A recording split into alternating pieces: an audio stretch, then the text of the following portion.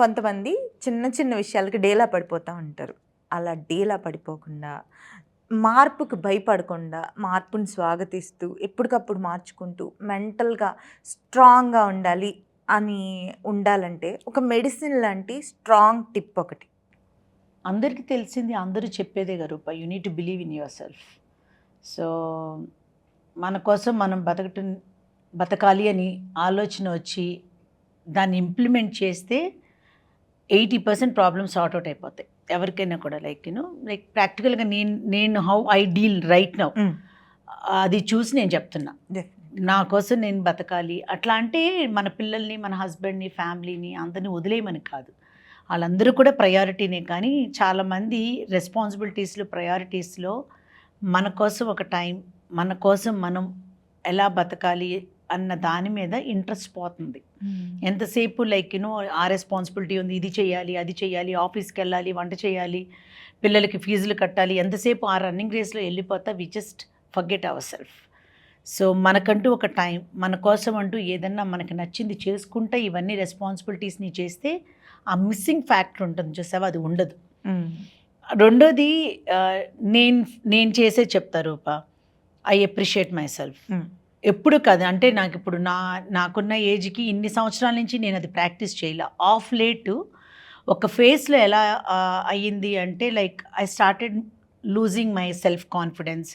నన్ను నేను మిస్ చేసుకోవటం మొదలుపెట్టాను. ఒక సెల్ఫ్ సింపతి స్టార్ట్ అవుతుంది. Why am I living for people, why am I doing for people, నేను ఎందుకు చేయాలి, నేనే ఎందుకు చేస్తున్నాను, నాకే ఎందుకు ఈ ప్రాబ్లమ్స్. ఆ సెల్ఫ్ సింపతి స్టార్ట్ అయినప్పుడు ఏమవుతుందంటే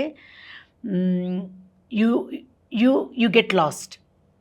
సో అలాంటి ఒక సిచ్యువేషన్ వచ్చినప్పుడు కొందరు థెరపీకి అని వెళ్తారు, కొందరు డిప్రెషన్లోకి వెళ్తారు, కొందరు ఫ్రెండ్స్ దగ్గరికి వెళ్తారు, కొందరు వేరే రిలేషన్షిప్స్లోకి వెళ్తారు. You run away from the fact that you deserve so much in your life. So సడన్గా నేను చెప్పుకోవటం మొదలుపెట్టాను, what am I doing, where am I going. నాకంటూ ఒక స్పేస్ ఉన్నప్పుడు నా స్పేస్లో నేను హ్యాపీగా ఉన్నానా లేదా, నన్ను ఏం బోదర్ చేస్తుంది, నేనేం చేస్తే హ్యాపీగా ఉంటాను అనే పాయింట్ మీద ఆలోచించటం కన్నా ఇంప్లిమెంట్ చేయటం మొదలుపెట్టాను.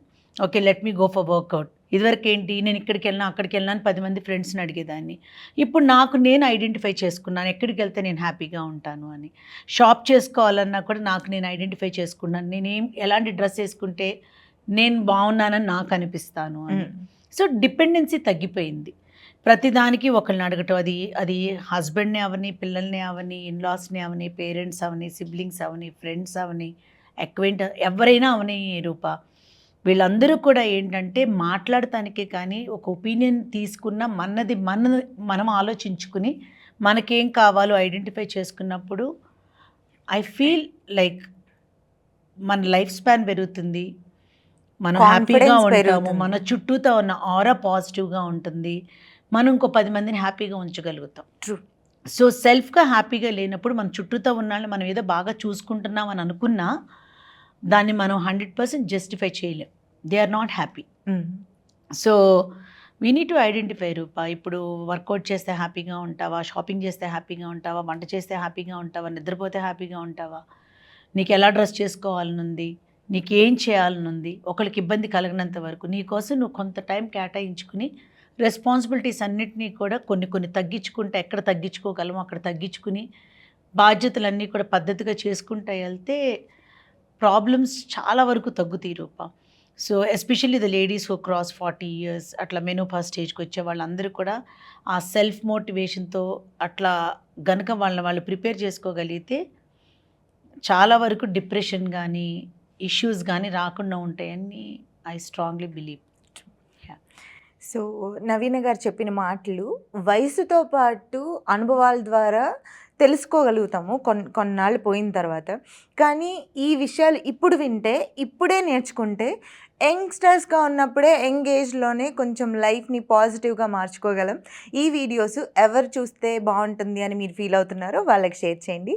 నవీన కాలం ఛానల్ని సబ్స్క్రైబ్ చేసుకోండి, లైక్ చేయండి, కామెంట్ చేయండి. మీ కామెంట్స్ అన్నీ డెఫినెట్గా మేము చదువుతాం. నమస్తే. తెలుగు వన్